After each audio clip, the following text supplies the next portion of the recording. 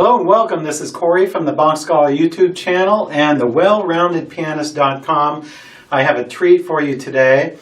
I have a sample video from the Well-Rounded Pianist. It is the fourth video in a series of 4 videos on the very famous FÜR ELISE by Beethoven.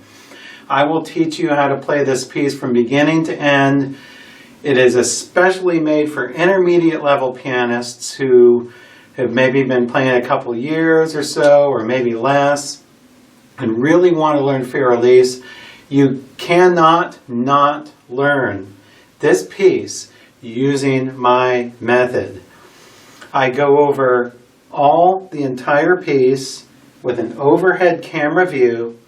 I explain all the fingerings and each hand separately. I explain the pedaling, and then I put everything together in the final video, which you are going to view today on YouTube. Really excited about this. The Well-Rounded Pianist is a fantastic site. There's nearly 2,000 videos there as I speak.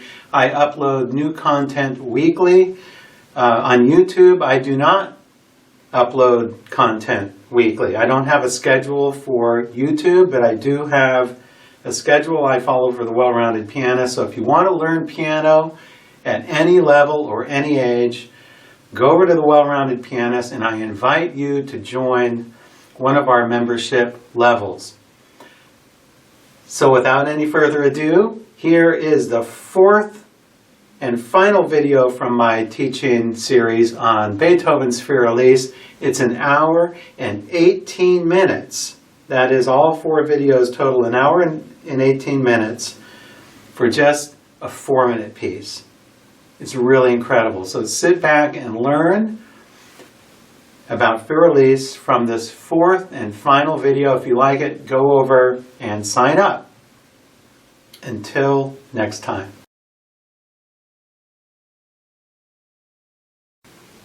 Hello and welcome. This is the 4th and final video on Beethoven's very famous and very beautiful FÜR ELISE. We've already gone over the A section with hands alone, hands together, with and without pedal. We've gone over the B section the same way, hands separately, alone, with and without pedal.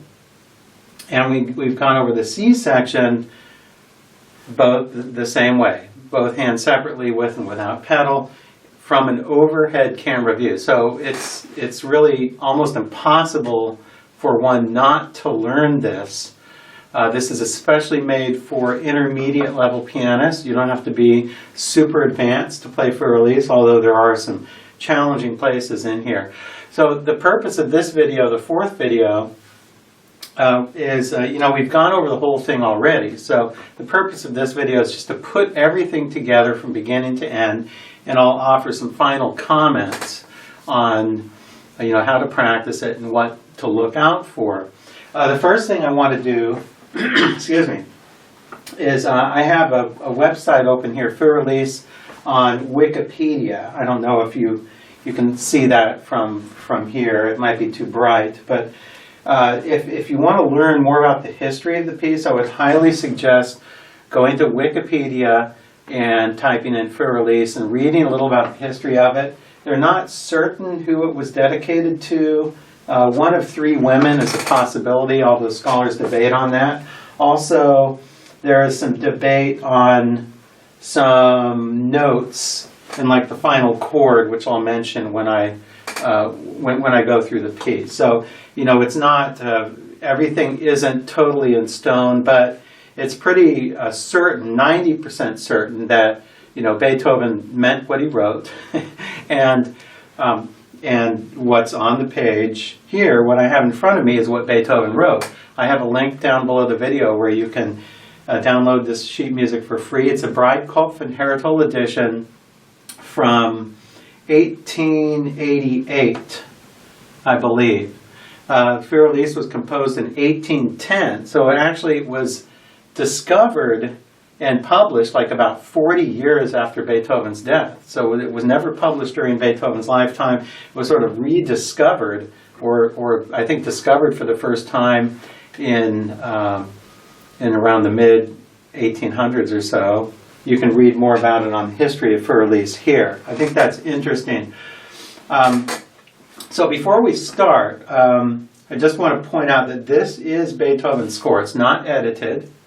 Beethoven wrote one tempo mark, poco moto, which means a little motion. It's kind of an ambiguous marking, but poco means a little, moto means motion, a little motion. My interpretation of the piece, as you probably figured out by now from the other tutorials, my interpretation is more on the poco rather than the moto.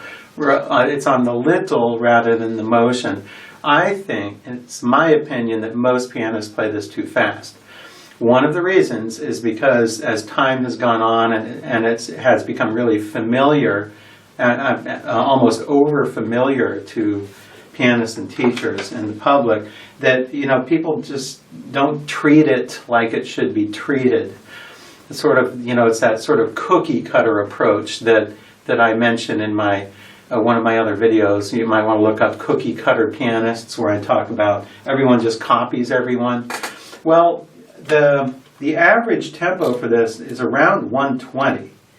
And 120 is really fast, considering that it's an intermediate level piece. It's not for virtuoso concert pianists, although they can certainly play it.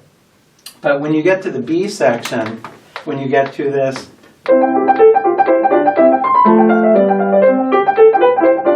when you get to that part there, it's I don't know any piano student that's ever been able to do it that fast.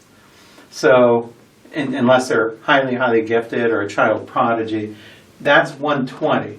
So I would suggest a tempo slower than 100. So my emphasis is on poco rather than moto. In fact, my last recording was about 96 because I planned it that way. So I planned it to be under 100, so you could hear the tones, you could hear the expression coming out. This is not happy music. It's not like a Bach minuet.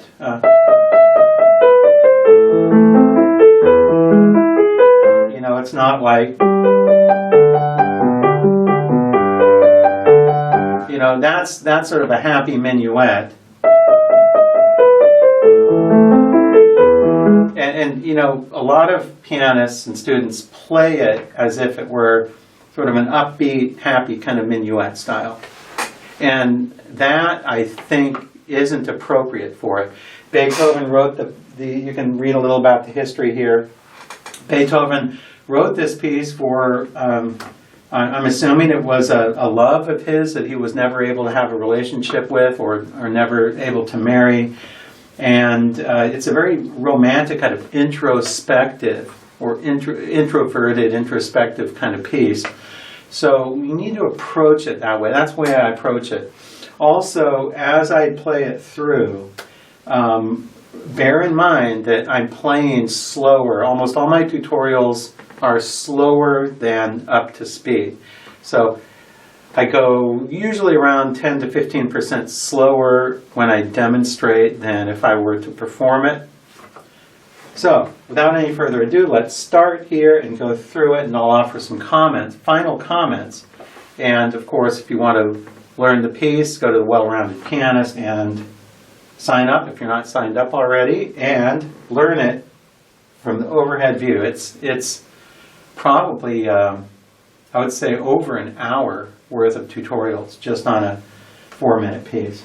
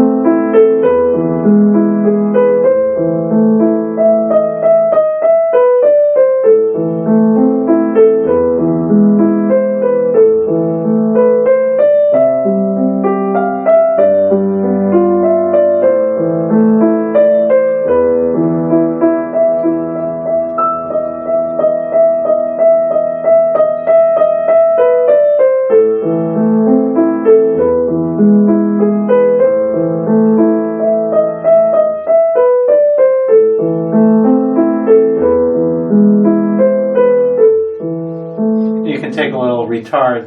Didn't get the bass note there. Take a little retard at the end there on the second ending. Beethoven marked this pianissimo, and there's another pianissimo here at the last page during the triplets.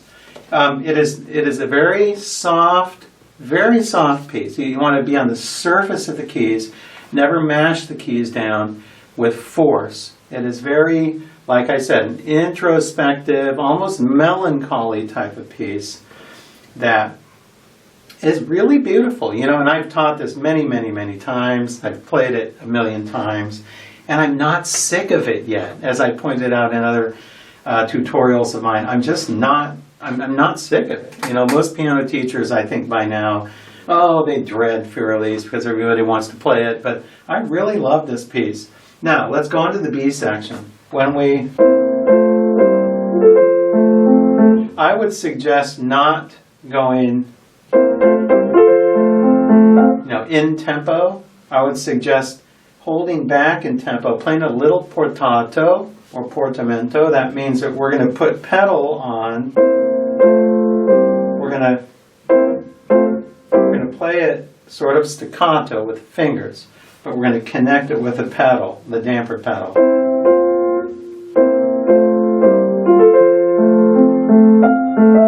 Then when you get here, then you're in tempo. You're back into your tempo here. Remember, I'm a little under speed here. It's a good idea to practice under speed. I think my demonstrating speed here is around 84, around in the mid-80s.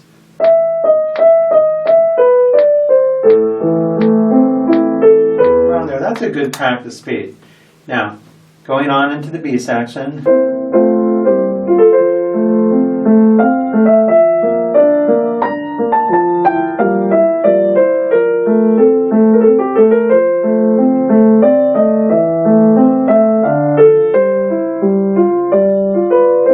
Stop there, Al, for some comments here.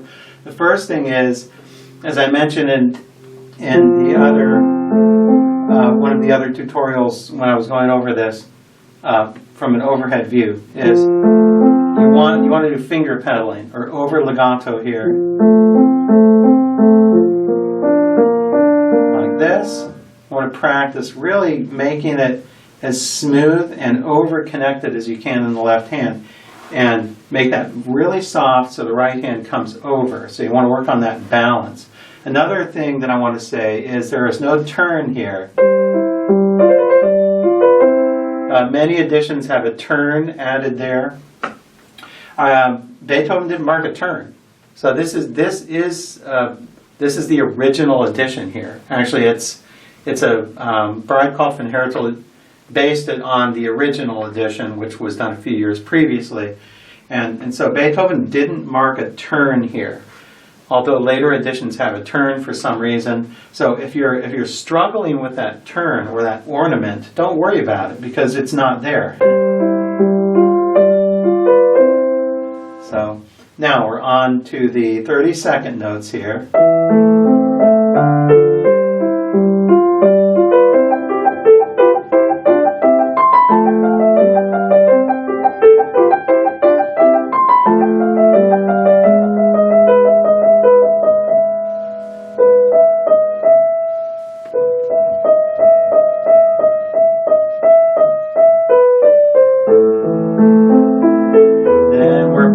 Don't speed up here. A lot of students speed up here. Let's test it and see. We're going to take it from the 30-second notes here and put it on 84.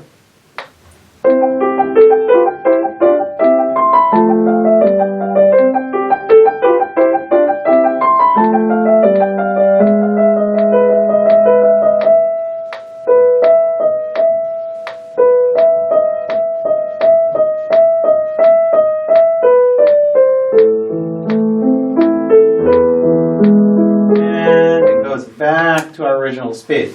It's a good idea to practice transitions like this with the metronome to make sure you're not speeding. Also, I want to offer some comments on these D sharp to E. It's confusing even for me, who's played it many years. Sometimes I forget how many times it repeats. The first time, you can remember it like this, over on the first page. The first time, after you play the E's, you have an octave right hand, left hand octave, right hand octave. So you have left, right, left. You have left, you have right, left, right. Right, left, right. Left, right, left, right. On that D sharp, then it's like in the very beginning. And this time it's a little different. In the B section, after that, you have left, right, left, right. And then there are actually there are like 2 fewer notes there. So you want to be careful that you don't play too many times there. Also, as I pointed out in my other tutorial, Beethoven actually didn't specify to change hands here. But I'm so used to doing that way because I've used other editions that have it that way. So I've used, the alternating hands here on the...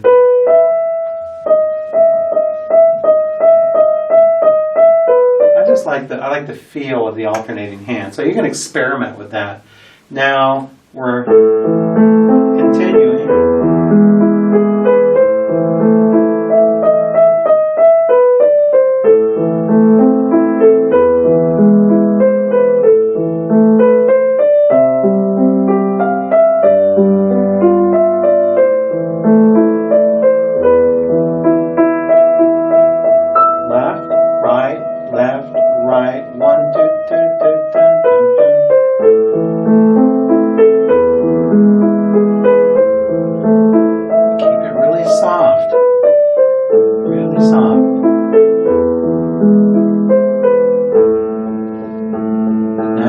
Beautiful and mysterious C section here. I wouldn't slow down going into this. And also, as I pointed out before, I wouldn't change fingers on this note. So I would just play your second finger, which is fine here.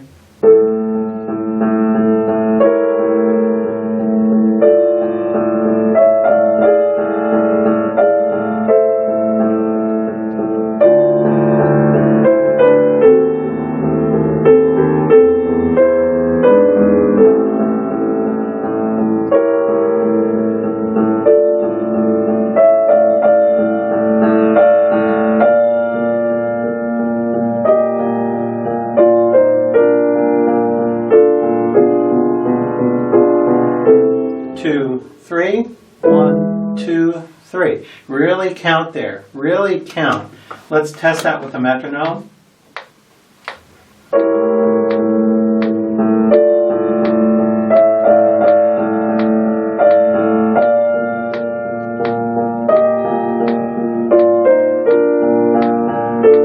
One, two, three. 1, 2, 3. 1, 2, 3.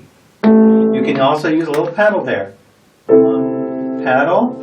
Off, pedal, off, off. I wouldn't just play it dry like that, but I would use a little pedal to help round out the sound. It's always good to do that. Really listen to the pedal carefully. Now, going on, let's test it. Well, actually, I want to first do it without a metronome. So we have 1, 2, 3, 1, 2, 3, 1, 2, 3. 1, 2.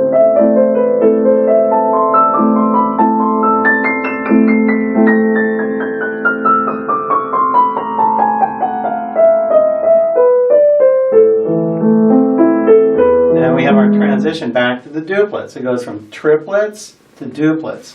Let's test that with the metronome here. Be careful, pianissimo here. Pianissimo has to be light and on the surface. Actually, let's take it before that. 1, 2, 3, 1, 2, 3.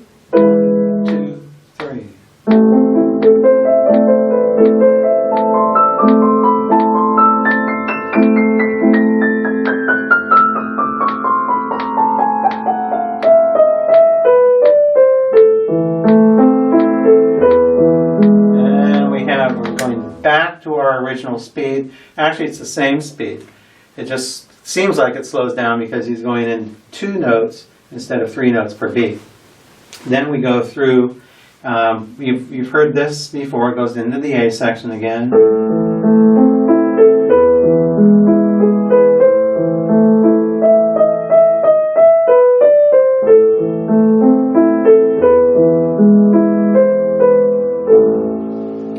We have our mysterious ending only on A.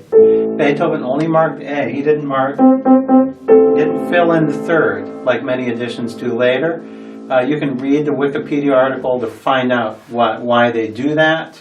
There was another edition put out later in which the editors added some notes. So they went. They did that, but Beethoven actually wrote that. It sounds a little more, in my opinion, more mysterious and more like a question mark at the end. It's not, because he's not filling in the third. I think he really wanted it that way to make it sound a little more mysterious and a little more melancholy. That, of course, he was writing this to his love, Elise, who we're not totally certain who that was, according to scholars. But you do want to slow down a little bit at the end.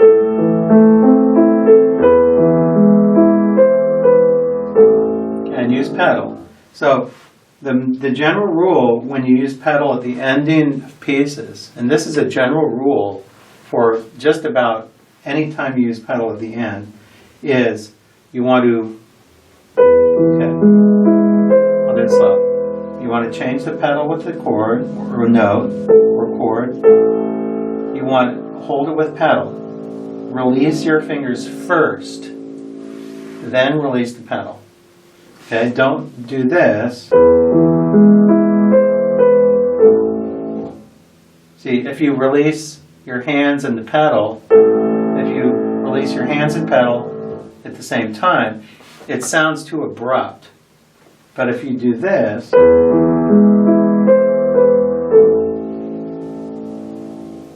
you can you release your fingers first, then gradually you sort of the pedal just dissipates a little bit up. So you don't want to all of a sudden release the pedal quickly. It's sort of slowly release the pedal so it dissipates in a constant rate of speed.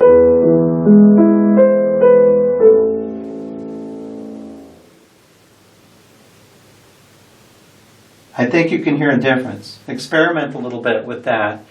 But remember this general rule for when you end pieces. A lot of students end pieces abruptly when they use pedal. Remember, don't release your fingers and the pedal exactly at the same time. That's the general rule. So here we have FÜR ELISE, very beautiful piece. One of my favorite pieces, actually. And it's not too difficult, but very beautiful. And I think all pianists should play this. If you're not a member already at the Well-Rounded Pianist, go sign up and learn more about FÜR ELISE and many, many other pieces, as well as nearly 2,000 videos on there as I speak. So until we meet again.